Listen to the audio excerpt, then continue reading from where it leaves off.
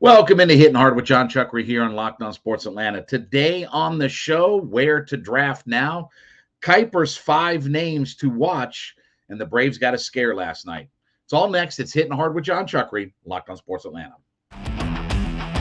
This is Hittin Hard with Jon Chuckery, part of Locked On Sports Atlanta, and it starts now.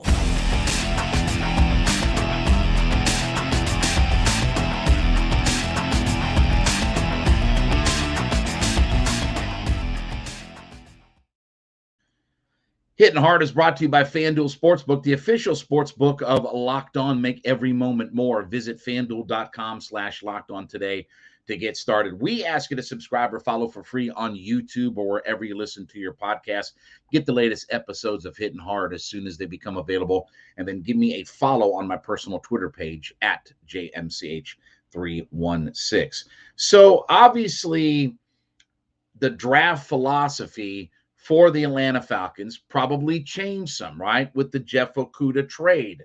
Obviously he could be a legitimate number one corner. I don't know if he's going to develop into that, but certainly he has the capabilities of being a number one corner in this draft, or I should say for this team, right? And look, they didn't give up much for him and all that good stuff. We broke all that down yesterday. But it does make you wonder now, because we saw a lot of mock drafts that had cornerback at number 8, whether it was Christian Gonzalez, whether it was Devin Witherspoon. That was the 2 most popular names, right? Gonzalez out of Oregon, Witherspoon out of Illinois. That was the 2 most popular names floating around.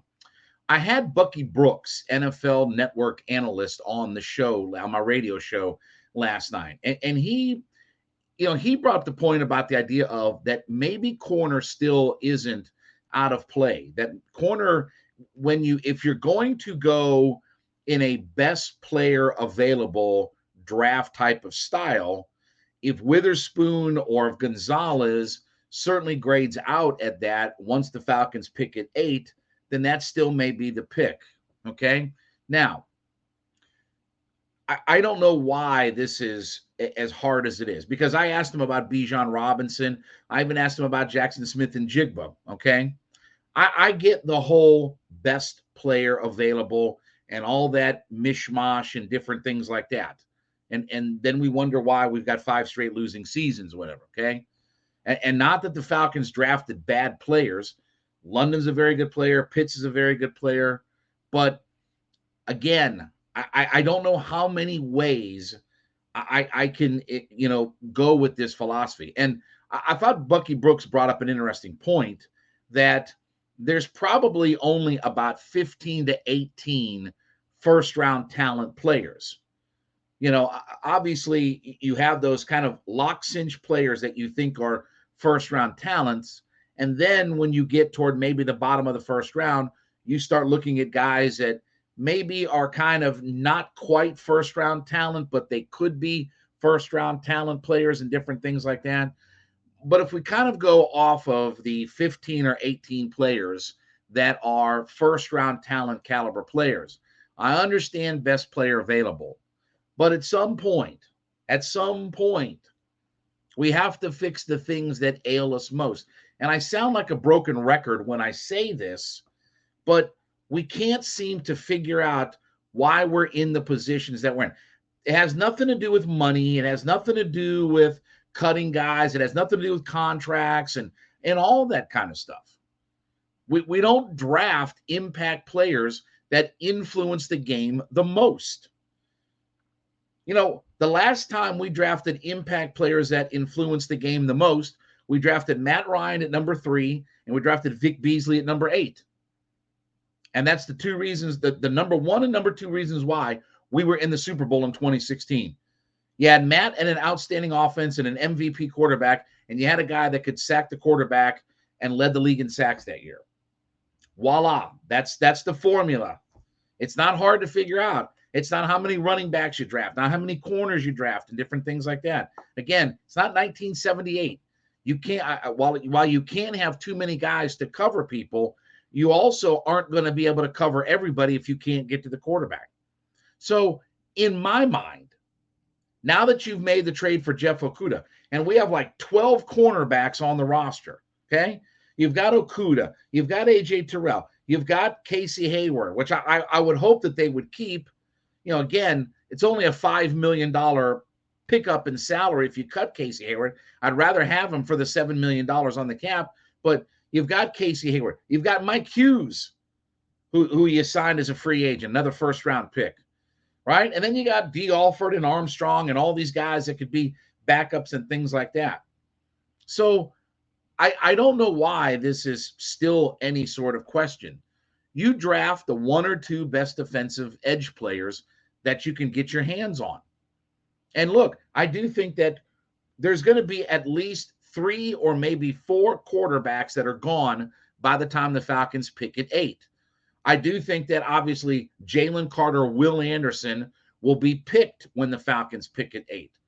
So again, whether it's offensive line, defensive edge player, you're going to have a premier line of scrimmage player, and you're going to have a first-round talent capable line of scrimmage player. Whether you think it's Tyree Wilson or Lucas Van Ness or Nolan Smith, or whether you think it's Skoronski or Paris Johnson, I would tell you that those guys are all first-round talent players. Like, there's no reaching for any of those guys. But in my mind, we have a pretty capable and competent offensive line. I don't mind building more around the offensive line, but my God, at some point we have to figure that we don't sack the quarterback enough. And the mantra, there are never too many players on one roster that can sack the quarterback. You think the Philadelphia Eagles said to themselves, man, we got too many guys that can sack the quarterback. Do you think Nick Sirianni stood up in front of the media at any point and said, if we just got too many guys that can sack the quarterback, we don't need all of these guys? Think they said that? You think the San Francisco 49ers say to themselves, we don't need to sign Javon Hargrave. I mean, he sacks the quarterback. What do we need another guy for that sacks the quarterback? What do we need one of those guys for? Oh, we're in 5 conference title games in the last 10 years with 3 different quarterbacks and 2 different head coaches. Oh, maybe that's the reason why. Even though we have Mr. Irrelevant quarterback in our team. Oh, maybe that's why, because we're the best line of scrimmage team in the entire of the NFL. We got the best left tackle. We have the best, one of the best pass rushes in the NFL. Oh, okay. Maybe that's why. This should not be hard for Arthur and Terry now, because things have fallen into place very nicely, right? You've got some linebacker help. You've got plenty of guys in your secondary. You got Bates and you got Okudah and you've got Mike Hughes and Terrell and Hayward. You got all these guys. Why would corner be in play? Why would safety be in play? Why would linebacker be in play? I don't even know how, outside of defensive edge or offensive lineman, that anything else could be in play. Not Bijan Robinson, not Christian Gonzalez, not Jackson Smith and Jigba. Unless you tell me that C.J. Stroud falls to 8, then I'd take him. Or, Jalen Carter, who's obviously a defensive line player, but unless he falls to 8, then I'll take him.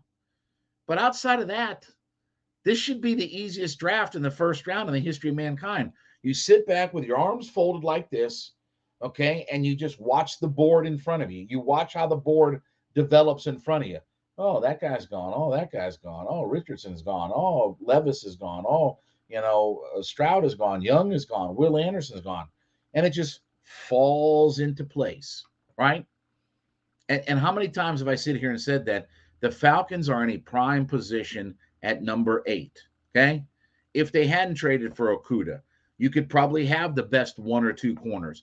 If they, even with signing McGarry, you can get your hands on the best 1 or 2 offensive linemen.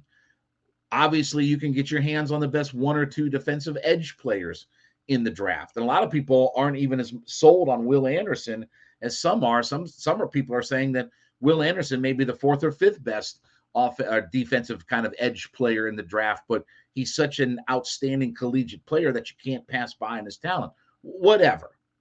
But this should be the easiest first-round draft in the history of mankind.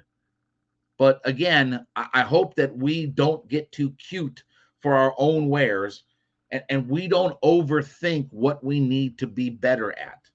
At some point, we have to fix the things that we're not very good at. All right, let's talk about our friends over at Built Bar. Listen, as you're looking for a delicious snack but don't want all the sugar and all the calories and everything like that, Built Bar has got you covered. Whether you like the traditional protein bars, whether you like the protein-infused marshmallow puffs, they've got all of the flavors that you want: churro, peanut butter brownie, cookies and cream. They're coming out with a new flavor every month. But what's even better now with Built Bars is you have a couple of different ways to buy Built Bars. So you can go to built.com and buy your Built Bars through the website and wait around for the order to process and wait for it to be delivered. But if you don't like that route, you can go to Walmart now in the pharmacy section and buy your box of Built Bars, or you can buy your Built Bars at Sam's Club as well. So whether you want to go the brick and mortar route to buy your Built Bars, or you want to go online to built.com, now you have more options available. 130 calories, 4 grams of sugar, 17 grams of protein in all of the Built Bars, marshmallow puffs, traditional Built Bars, all the great flavors that you love. Head to built.com or go to Sam's Club or Walmart today to buy your box of Built Bars. So the 5 names that Mel Kiper threw out, and he was on a virtual call with the Atlanta media, I guess it was, the other day, and he threw out 5 names that the Falcons should be looking at in the first or second round. And I thought the names were interesting. In his mock draft, in his 2-round mock draft, he's got the Atlanta Falcons selecting Nolan Smith in the first round and Kelee Ringo in the second round. Now, as far as Nolan Smith goes, I like that pick. Again, a guy that come off the edge, maybe a little bit undersized, but we'll see what kind of happens with all of that. But again, I don't have a problem drafting Nolan Smith at number 8. I think he's that kind of talent, and obviously he's a leader for this team, for the Georgia Bulldogs, I should say. So I don't have a problem with that. Kelee Ringo is an interesting guy because I don't think that he's going to be in the second round. I don't think that when it all shakes out that he's a second round player. I don't think he'll be at 44. I think he's a first round talent. I think he's going to be a first round pick. Corners are obviously a premium position in today's NFL. So I don't think that he could be there at 44. Maybe, but I don't think when it's all said and done. But the other 3 names that he put out there were Jalen Hyatt, Jonathan Mingo, and Josh Downs. Now, Jalen Hyatt, obviously the Biletnikoff Award winner, wide receiver out of Tennessee. Jonathan Mingo, the wide receiver out of Ole Miss, and Josh Downs, a wide receiver out of North Carolina. Now, we talked about the idea last week, I guess it was, or a week ago or whatever, a couple weeks ago or whatever, that I kind of prioritized what I thought should be the most important positions for the Falcons to draft, focusing on edge first, cornerback 1, offensive guard, tackle, offensive lineman, let's put it that way, number 3, and then wide receiver. And I do think that the Falcons are in the market for a wide receiver. Now, do I want a wide receiver first or second round? And I talked with Bucky Brooks about this last night on the show. He doesn't seem to think that there would be a movement for a Jackson Smith-Njigba. He's probably a top 10 pick, maybe top 12 pick. But the idea of drafting pass catcher 3 years in a row, again, do you remember the only other team that drafted pass catcher 3 years in a row? It's the Detroit Lions. Okay. And what happened to the Detroit Lions 3 years after they drafted 3 first-round pass catchers? What happened to them? They were 0-17. Why? Because those aren't positions that influence the outcome of a game. If you're deficient at winning football games, those are not positions that can influence a football game directly. Again, O-line, D-line, your quarterback. You get those things right, you won't lose in the NFL. You'll be around for a long time. Okay? But I do think it's interesting that Kiper looks at wide receiver as a definite position that, and he's talking about first or second round picks for the Falcons. So I think Ringo or Nolan Smith are in that first round, although he's got Ringo mocked in the second round. But it would be interesting to see if the Falcons do spend draft capital on another wide receiver. And yes, I understand the philosophy of, we got to, give more weapons to Desmond Ridder and this, that, and the other. But are the Falcons really that desperate for weapons? I mean, Jonnu Smith and Pitts and Drake London and Cordell Patterson and Tyler Algier. I mean, Falcons do have a nice cavalcade of weapons available to Desmond Ridder. Where they got to get better is their defensive line of scrimmage, probably a corner, and continue to bolster their offensive line. I promise you that the thing that Desmond Ridder needs more than another wide receiver is a guy to make sure that he can stand up if he throws the football. Not having Jalen Mayfield and Drew Dalman or Matt Hennessy side by side. That's a lot more important to what the Falcons are going to do than adding another wide receiver to the room. But I do think that wide receiver is a pick that if you get into the third, fourth round, that's a position where I would draft a wide receiver, but I'm not drafting a wide receiver in my first two picks. I got enough of those guys. I got enough high draft capital. Okay. I got enough high draft capital in pass catcher. And again, I made a trade for a Jonnu Smith. I know he's a tight end, but he's still a pass catcher, right? And I have a Cordell Patterson that I can throw the football to a lot. And Algier can catch some passes out of the backfield. I don't think I'm hurting for pass catching. Yes, I mean, do we have first team all-pro wide receiver? No, but again, we're not that kind of team. We're not an offensive. Again, we're not San Diego or Cincinnati that throws the football 75% of the time. And we're probably not going to be that until we get, a Pat Mahomes at quarterback or somebody like that. We're not going to be that kind of offensive style and system. They weren't that way under any offense that Arthur Smith has run, even when he was in Tennessee. It wasn't like Ryan Tannehill hucked it around 35, 40 times a game. He had to play to Matt's strengths, and, Matt was 600 pass attempts. But again, until you have that kind of quarterback, we're not going to be that kind of offense. Arthur Smith is going to be a control the line of scrimmage, run first type of guy. So I understand the names, and I don't have a problem with the talent. Smith, Ringo, Hyatt, Mingo, Downs. I think all of those guys are very talented players. I like Hyatt a lot. Obviously he's the Biletnikoff Award winner. He'd be a nice piece to add. But if I have to spend a first or second round pick to get a Jalen Hyatt, I'll let him pass by because I got bigger fish to fry. I got more needs on this football team than adding more pass catchers with using high draft capital to get it. And whether it's the number 8 pick or the number 44 pick, that's high draft capital. Those guys have to come in and start right away and make an impact on this football team. You can't sit around for a Jalen Hyatt at pick 44 to just kind of get in the flow of the offense and not acclimate as quickly or this, that, and the other, or he's not getting the targets or this or that or whatever like that. Like, you can't afford to wait for all that. We're trying to win now. And that's the other thing about this is that we have to be in win now mode. We've gone through our rebuild. We've gone through our cap purgatory and all these kinds of things. Now we have to win now. Now we have to find a way to win games now. And even if it's not winning the division, get this record up above 500. So I don't have a problem with Kiper's names, Ringo, Nolan Smith, Hyatt, Mingo, Josh Downs.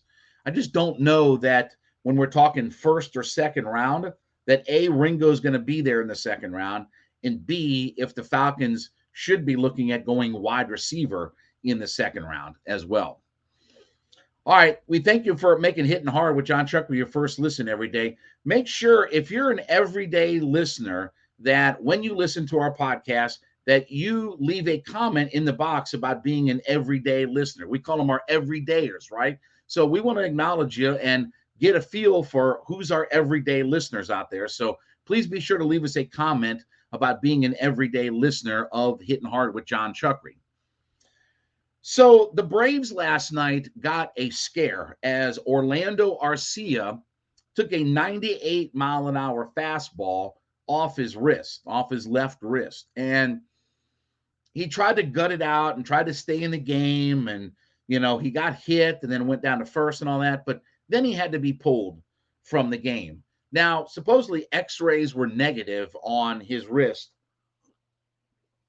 And hopefully, and he's saying that it's not potentially in an IL stint, but given the fact that we've had so many injuries on this club, I'm sure he's probably going to miss, if nothing else, he might miss a few games, because taking a 98-mile-an-hour fastball off of your left wrist isn't exactly going to have a feel-good moment for you. But let's hope that the Braves did dodge a bullet, because with Michael Harris out and all the pitching injuries and Travis d'Arnaud out, I mean, you're seeing that last night while they won, again, it was another night where Marcell Ozuna had to play, and he had to be a DH last night, and he went 0 for 4 with 3 strikeouts. And Adrianza is a guy where if you want to give a guy a day off or something like that, but I don't really have a whole lot of confidence that Adrianza, could be an everyday, even for a week or two type of player. If the Braves do need to make a move, look, Vaughn Grissom is tearing it up down in Gwinnett. He's having an outstanding start to the season. Now, I don't know if without an IL stint, I don't know if they will bring up Vaughn Grissom or not and bring him up to the big club. Maybe they do that just as some insurance, but hopefully the Braves, at the end of the day, dodged another bullet, because the last thing we need, and I know it's early and we're not playing some very good teams, but again, you're about to go on a long road trip. The last thing that we need is our starting shortstop, Orlando Arcia, being down for a week or two with a wrist. And if it's not broken, then you feel better about the idea of, okay, we're not going to have any kind of extended period of time that we're going to lose him. But I would expect that there's probably going to be a few days where he's going to have to work himself back in, and there's probably swelling and bruising and different things like that. So, again, with his lead hand coming through, in his batting, I don't know how much. I mean, at least it's not his throwing hand, but still your glove, your lead hand in batting. I figure that there's probably going to be a couple of days off, here and there. And obviously the Braves, with them going on the road, they're going to get a day off here. So it's their first day off. I think it's been 12 straight games or whatever like that they've had, that it's been without a day off. I think the only day off that they had was after opening day. Then they had that next day off. They had Thursday that they played, and then Friday was off, and then they've rolled right through this stretch of games and stuff.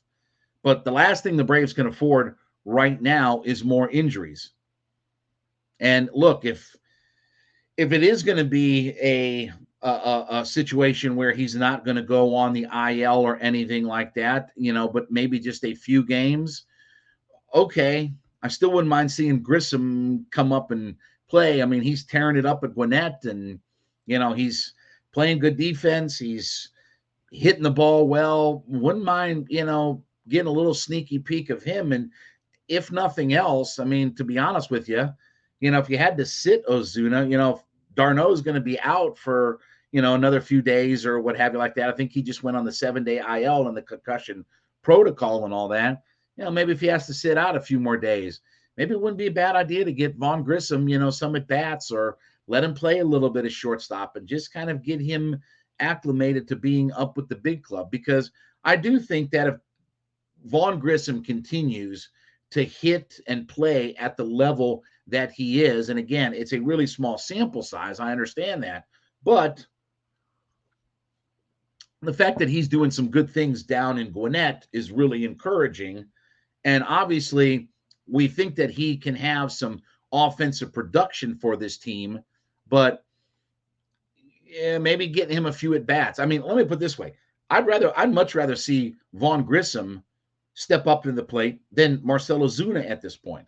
And we talked about Ozuna, about how long this experiment's going to go on, but now he's like 3 for 37, and he's got, I mean, if you combine his homers, hits, RBI, and walks all together, it doesn't equal as many strikeouts as he had. That number of the hits, walks, that's 12.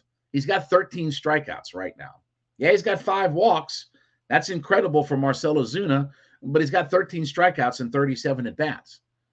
And he's leaving guys on, and he's not doing nothing. Again, 0 for 4 with 3 strikeouts last night. I could do that. You could put me up in the bat, and I could do that. So hopefully, let's hope and wish and pray and things like that, that Orlando Arcia is going to be okay. Maybe he just misses a day or 2 or 3 or whatever like that. But I wouldn't mind seeing Vaughn Grissom maybe get, a little bit of a shot, and, let's maybe bring him up. But again, if Arcia is not going to be on any kind of extended IL streak or, kind of on any kind of extended, IL stint, recovering from injury, then probably nothing will happen. But let's hope and pray that Arcia is okay when all is said and done. Oh, well, thank you so much for making Hittin' Hard with Jon Chuckery your first listen every day. Make sure that, listen, if you're an everyday listener to our podcast, you leave us a comment and let us know that you're out there. We're acknowledging our everydayers, as we call them. So everyday listeners to the podcast, leave us a comment. Let us know that you listen in to our show every day. We ask you to subscribe for free or follow us on YouTube, wherever you listen to your podcast from. You can get the latest episodes of Hittin' Hard as soon as they become available. And then give me a follow on my personal Twitter page at JMCH316. Back with you tomorrow to wrap up the week. This has been Hittin' Hard with Jon Chuckery, Locked on Sports Atlanta.